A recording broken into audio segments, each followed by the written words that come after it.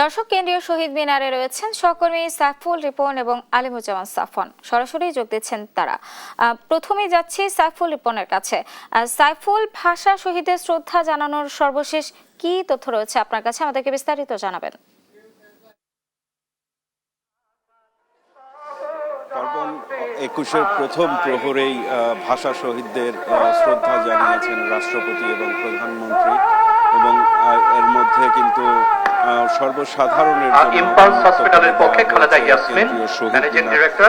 আজকে ২১-এর প্রথম প্রহরে রাষ্ট্রপতি মোহাম্মদ শাহাবুদ্দিন প্রথমে এখানে শ্রদ্ধা নিবেদন করেন এবং পরবর্তীতে প্রধানমন্ত্রী তারেক রহমান তিনি মন্ত্রিসভার সদস্যদের সাথে নিয়ে শ্রদ্ধা নিবেদন করেন এবং দোয়া মোনাজাতে অংশগ্রহণ করেন, এবং পরবর্তীতে জিয়া পরিবারের পক্ষ থেকে তার সহধর্মিণী ডাক্তার জুবাইদা রহমান এবং কন্যা ব্যারিস্টার জাইমা রহমানকে সাথে নিয়ে কিন্তু জিয়া পরিবারের পক্ষ থেকে ভাষা শহীদদের প্রতি তিনি শ্রদ্ধা নিবেদন করেন, এবং এরপর বিভিন্ন দেশের কূটনীতিক সহ বিভিন্ন বাংলাদেশে অবস্থিত বিভিন্ন আন্তর্জাতিক সংস্থার প্রতিনিধিরা ভাষা শহীদদের শ্রদ্ধা নিবেদন করেন। তিন বাহিনীর প্রধানরা শ্রদ্ধা নিবেদন করেন, এবং পরবর্তীতে কিন্তু এখন সর্বসাধারণ যারা রয়েছেন সব শ্রেণী পেশার মানুষ এই মুহূর্তে কেন্দ্রীয় শহীদ মিনারে শ্রদ্ধা নিবেদন করছেন, এবং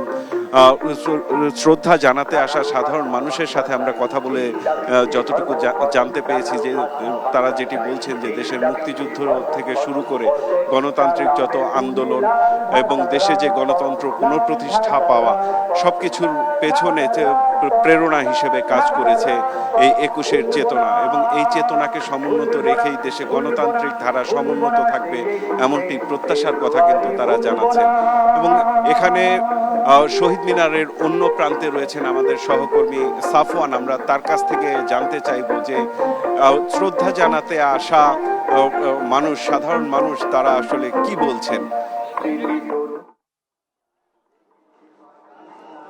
সাইফুল, আপনি যেমনটি বলছিলেন যে আজকে প্রথম প্রহরে ১২টা ১ মিনিটে কিন্তু আমরা দেখতে পেয়েছি যে রাষ্ট্রপতি তিনি শহীদ মিনারে এসে শ্রদ্ধা জ্ঞাপন করেছেন, এবং তারপরে কিন্তু আমরা দেখতে পেয়েছি প্রধানমন্ত্রী তারেক রহমান তিনি শ্রদ্ধা জ্ঞাপন করেছেন। তারপরে তার মন্ত্রিসভার যারা সদস্য রয়েছেন তাদেরকে নিয়ে প্রধানমন্ত্রী তারেক রহমান তিনি শহীদ বেদিতে শ্রদ্ধা জ্ঞাপন করেন। এরপরে বাংলাদেশ জাতীয়তাবাদী দল বিএনপির পক্ষ থেকে আমরা দেখতে পেয়েছি যে তারেক রহমানের নেতৃত্বে তারা ফুল দিয়ে শ্রদ্ধা জ্ঞাপন করেন, এবং তারপরে শহীদ রাষ্ট্রপতি জিয়াউর রহমান এবং বেগম খালেদা জিয়া তার পরিবার অর্থাৎ জিয়া পরিবারের পক্ষ থেকে চতুর্থবারের মতো বিএনপি চেয়ারম্যান তারেক রহমান তিনি কিন্তু শহীদ বেদিতে শ্রদ্ধা জ্ঞাপন করেন। এবং সবার শেষে আমরা যেটি দেখতে পেয়েছি যে তারপর তিন বাহিনী প্রধান এবং সংসদের বিরোধী দলীয় নেতা এবং 11 দলের যারা নেতৃবৃন্দ রয়েছেন তারা কিন্তু শ্রদ্ধা জ্ঞাপন করেছেন, এবং তারপর ঠিক 1 ঘন্টা পরে রাত 1টার দিকে সর্বসাধারণের শ্রদ্ধা জ্ঞাপনের জন্য কিন্তু শহীদ মিনার উন্মুক্ত করা হয়েছে। অর্থাৎ এখন সকল শ্রেণী পেশার যারা মানুষ রয়েছেন তারা আসলে অনেকক্ষণ যাবৎ এই 6টি বিশ্ববিদ্যালয়ের প্রবেশের যে গেট রয়েছে সেখানে অপেক্ষা করছিলেন, তারা একে একে আসছেন এবং সারা রাত ব্যাপী আসলে তারা শ্রদ্ধা জ্ঞাপন করেন শহীদ মিনার। তো আমার কাছে এখন পর্যন্ত এই ছিল সর্বশেষ। পার্বণ।